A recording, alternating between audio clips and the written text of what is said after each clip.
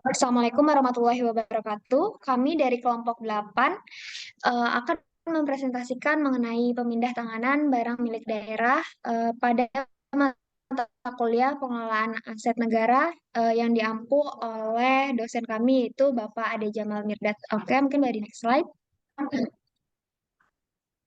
Adapun anggota dari kelompok 8 terdiri dari Fahmi Nur Hakim, saya sendiri Novel Divaulia, kemudian Frida Lailatul Latifah, dan juga Fitriani Dwi.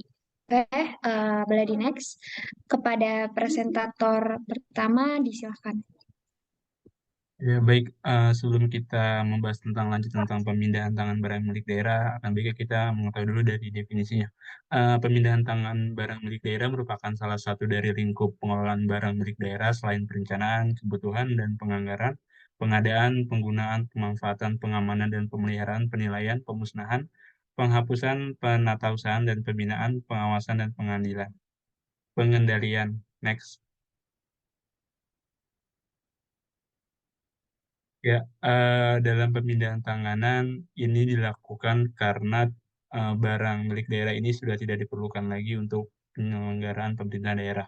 Nah, dalam bentuk pemindahan tanganan ini ada 4 cara. Yang pertama itu penjualan. Yang penjualan ini nanti yang akan dilelang, misalkan tidak dilelang, maka bisa dilakukan dengan 3 cara berikutnya. Yang selanjutnya itu ada tukar menukar.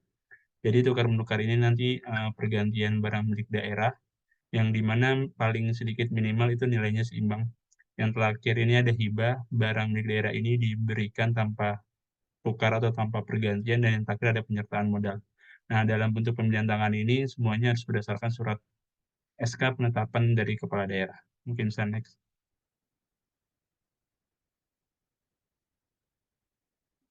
Selanjutnya di sini ada tujuan pemindah tanganan barang milik daerah.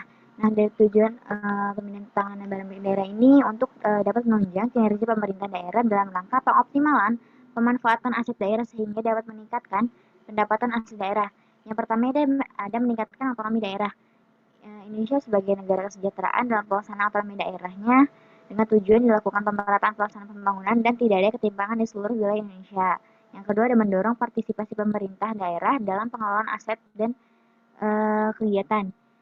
Nah, Indonesia kan masuk mengenai sistem desentralisasi yang di mana akan membuat tertatanya kebijakan dan pengelolaan tugas-tugas kepemerintahan, dan dengan desentralisasi ini mendorong pemerintah untuk berpartisipasi aktif dan dalam melakukan penugasan di wilayah daerah termasuk tugas pengelolaan aset dan kegiatan daerah. Yang ketiga mempercepat pembangunan di tingkat lokal. Nah, pengelolaan BMD ini dilakukan dengan baik untuk mendukung pembangunan infrastruktur daerah. Nah, yang keempat ada menumbuhkan keberlanjutan dan kemandirian pemerintah daerah, di mana untuk mencapai kesejahteraan rakyat daerah dan pembangunan daerah yang merata dan berimbang, pemerintah daerah harus memenuhi 4 aspek agar dapat tumbuh menjadi daerah yang berkesinambungan dan berfungsi. Di antaranya aspek-aspek tersebut ada livable, good governance, and management financially sustainable. Nah, daerah dengan ini pemerintah daerah yang mendapatkan barang atau pemerintahan untuk aset daerah harus mengoptimalkan pengembangan asetnya dan peningkatan kinerja badan usaha milik daerah agar terciptanya kemandirian daerah uh, untuk agar tidak bergantung pada pemerintah pusat. Selanjutnya ada mekanisme pemindah tanganan barang milik daerah. Di Indonesia terdapat beberapa perundang-undangan yang mengatur pemindah tanganan barang milik daerah, yaitu ada yang pertama Undang-Undang Nomor 23 Tahun 2014 tentang Pemerintahan Daerah, di mana undang-undang ini mengatur berbagai aspek pemerintahan daerah, termasuk ke dalam pengelolaan barang milik daerah. Pasal 376 ayat 1 Undang-Undang ini menyebutkan bahwa pengelolaan barang milik daerah dilakukan berdasarkan asas manfaat, efisiensi, transparansi, akuntabilitas, dan kepastian hukum. Kemudian yang kedua ada Peraturan Pemerintah Nomor 27 Tahun 2014 tentang pengelolaan barang milik daerah, di mana peraturan ini memberikan pedoman lebih rinci tentang pengelolaan barang milik daerah termasuk pada proses pemindah tanganan. Selanjutnya ada Peraturan Menteri Dalam Negeri Nomor 13 Tahun 2006 tentang pedoman pengelolaan barang milik daerah. Peraturan ini memberikan pedoman teknis tentang pengelolaan barang milik daerah, termasuk di dalamnya adalah prosedur pemindah tanganan barang milik daerah yang meliputi persyaratan administratif, evaluasi kebutuhan, penentuan metode pemindahantanganan, dan pelaporan hasil pemindahantanganan. Kemudian yang keempat ada Peraturan Menteri Dalam Negeri Nomor 56 Tahun 2015 tentang pedoman pengelolaan barang milik daerah untuk kepala daerah dan wakil kepala daerah. Peraturan ini memberikan pedoman khusus kepada kepala daerah dan wakil kepala daerah mengenai pengelolaan barang milik daerah termasuk pemindahantanganan. Pedoman ini mencakup tata cara pengelolaan barang milik daerah, pengendalian dan pemeliharaan termasuk prosedur pemindahantanganan. Next slide. Kemudian ada proses administratif dan teknis pemindahantanganan barang milik daerah. Pemindahantanganan barang milik daerah dapat dilakukan setelah mendapatkan persetujuan DPRD atau gubernur atau bupati atau wali kota.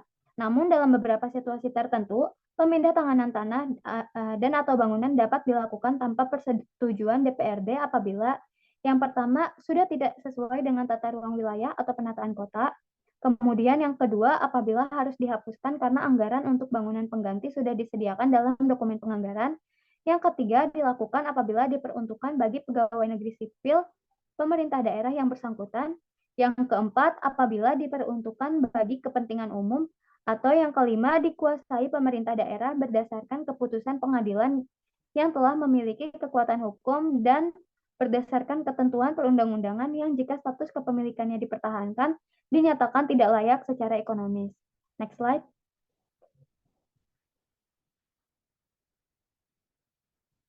Terus selanjutnya untuk pemindahantanganan milik daerah selain tanah atau bangunan yang bernilai sampai dengan 5 miliar rupiah dilakukan oleh pengelola barang setelah mendapatkan persetujuan dari gubernur, bupati atau wali kota. Sedangkan pemindahantanganan barang milik daerah selain tanah atau bangunan yang bernilai lebih dari 5 miliar rupiah dilakukan oleh pengelolaan barang setelah mendapatkan persetujuan dari DPRD. Next slide.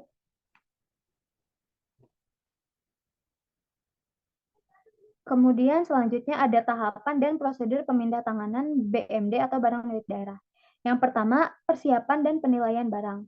Pemilik barang, yaitu pemerintah daerah atau lembaga terkait, melakukan persiapan dokumen dan proses penilaian barang yang akan dipindahtangankan. Yang kedua, melakukan pengajuan permohonan. Jadi di sini pihak yang berkepentingan seperti instansi atau lembaga yang ingin memperoleh barang bisa mengajukan permohonan pemindahantanganan kepada pemilik barang. Kemudian yang ketiga, melalui persetujuan dan kesepakatan. Nah, setelah menerima permohonan, pemilik barang akan mengevaluasi permohonan tersebut. Yang keempat, ada pemindahan fisik barang. Jadi, apabila kesepakatan sudah dicapai, maka proses pemindahantanganan fisik barang akan segera dilakukan. Yang kemudian yang kelima, ada pembukuan dan pembaruan inventaris. Jadi, setelah pemindahan barang, pemilik barang akan melakukan pembaruan inventaris dan mencatat pemindahantanganan tersebut ke dalam sistem pembukuan mereka. Dan yang terakhir adalah melakukan pelaporan. Jadi pemilik barang bisa pemerintah, daerah, atau lembaga terkait harus melaporkan transaksi pemindahantanganan barang sesuai dengan kebutuhan yang berlaku. Selanjutnya akan dijelaskan oleh rekan saya. Baik, selanjutnya adalah manfaat dan tantangan pemindahantanganan barang milik daerah.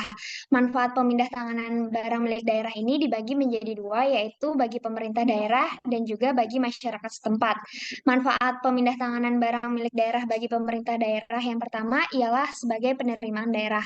Maksudnya adalah pemindahantanganan barang milik daerah ini dapat menambah jumlah kas daerah sebagai penerimaan daerah akibat dari penjualan barang milik daerah karena pengalihan kepemilikan barang daerah kepada pihak lain dan daerah menerima pergantiannya dalam bentuk uang gitu. Jadi makanya bisa dijadikan sebagai penerimaan daerah. Kemudian yang kedua ini memperoleh barang baru. Maksudnya ialah barang yang menjadi barang milik daerah tersebut akan dikurangi atau ditambah akibat dari tukar-menukar barang dan juga hibah barang milik daerah.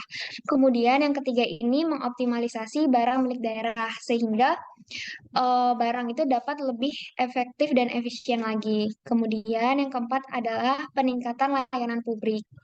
Maksudnya adalah pemerintah daerah dapat lebih fokus kepada peningkatan layanan publik dengan memprioritaskan hal yang mendukung kemajuan daerah. Kemudian manfaat yang selanjutnya itu manfaat bagi masyarakat setempat. Yang pertama itu yaitu peningkatan transparansi dan akuntabilitas dari pengelolaan aset daerah gitu. Jadi masyarakat berperan sebagai monitoring eksternal dengan adanya pemindah tanganan barang milik daerah tersebut. Kemudian yang kedua, sebagai penyedia layanan yang lebih baik. Dan yang ketiga, masyarakat itu dapat diuntungkan dengan pemindah tanganan barang milik daerah karena memiliki banyak pilihan yang lebih beragam lagi untuk layanan publiknya. Kemudian tantangan dan juga solusi dalam pelaksanaan pemindahan barang milik daerah.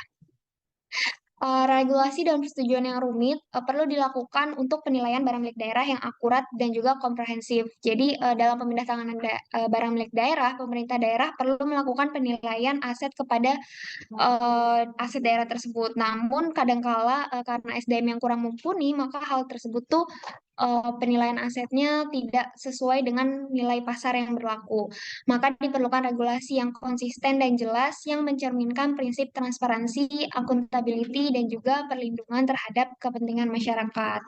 Oke, mungkin boleh di next slide.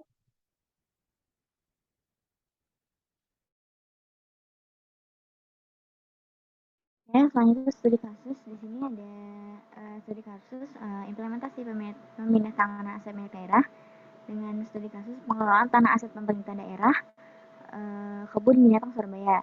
Nah, di sini ada latar belakang dari kasus ini, di mana ada objek utama yang menjadi permasalahan yaitu kebun binatang Surabaya. Di mana kebun binatang Surabaya ini merupakan salah satu lembaga konservasi flora dan fauna yang terbesar yang menjadi kebanggaan warga Surabaya dan pernah menjadi predikat kebun binatang terbesar se-Asia Tenggara. Nah, mulanya tanah kebun binatang Surabaya ini merupakan tanah hibah, namun pada perkembangannya terjadi konflik internal dalam tubuh perkumpulannya yang mengakibatkan terganggunya proses pengurusan dan pengelolaan kebun binatang Surabaya ini. Karena ada banyak satwa yang mati, lalu karena tidak terawat, karena umur sudah tua, masalah ini nggak dilaporkan kepada Dirjen Perlindungan Hukum dan Konservasi Alam. Lalu ada rumusan masalahnya, di mana kebun binatang Surabaya ini mengalami banyak masalah seperti aspek hukum, ketenagakerjaan, keuangan, kematian satwa, kepengurusan, dan sebagainya. Nah, untuk rincian jenis permasalahannya ada masalah status tanah hak kebun binatang Surabaya dan aset kebun binatang Surabaya. Nah, untuk penyelesaiannya dari studi kasus ini adalah ada instruksi dari Wali Kota Surabaya pada tahun 1974 tentang inventarisasi tanah dan kepengurusan pemerintah daerah Kota Surabaya bahwa salah satu aset pemerintah Kota Surabaya, jadi kebun tanah yang merupakan kebun binatang Surabaya ini menjadi salah satu aset pemerintah Kota Surabaya. Artinya bahwa status hak ini merupakan tanah negara namun diakui oleh negara namun dimiliki oleh Kota Surabaya, hak kepemilikannya. Nah, dengan ini sejak saat itu lahan kebun binatang Surabaya berstatus sebagai hak pakai atas nama pemerintah Kota Surabaya. Akhirnya pemerintah Kota Surabaya berkehendak untuk mengelola kebun binatang Surabaya atas dasar bahwa setidaknya secara yuridis pemerintah Kota Surabaya merupakan pemegang hak atas hak atas tanah kebun binatang Surabaya dengan pemindah tanganan aset milik pemerintah negara atau pemerintah pusat menjadi aset pemilik pemerintah daerah Surabaya. Maka pengelolaannya diserahkan kepada pemerintah daerah. Nah, untuk masalah pengelolaan kebun binatang Surabaya ini selesai dengan pemindah tanganan dari BUMN menjadi barang milik daerah sebagai aset sah dari pemerintah Kota Surabaya dan bertanggung jawab untuk masalah pengelolaan dan pemeliharaan di kebun binatang Surabaya ini. Oke, next. Mungkin boleh di next slide.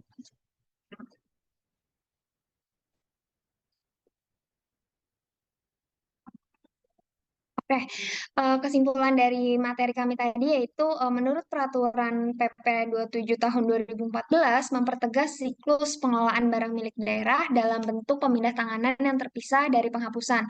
Peraturan ini memberikan pedoman lebih rinci mengenai pengelolaan barang milik daerah termasuk di dalamnya proses pemindah tanganan. Pemindah tanganan milik daerah sendiri memerlukan koordinasi yang baik antara pemerintah pusat dan juga pemerintah daerah. Maka, jika tidak ada mekanisme komunikasi dan kolaborasi yang efektif, hal tersebut dapat mengganggu proses pemindah tanganan dan menghambat keberhasilan pemindah tanganan barang milik daerah itu sendiri. Oke, mungkin boleh di next slide. Oke, next slide. Oke, baik. Sekian pemaparan presentasi dari kelompok 8 mengenai pemindah tanganan barang milik daerah. Semoga dapat bermanfaat. Wassalamualaikum warahmatullahi wabarakatuh.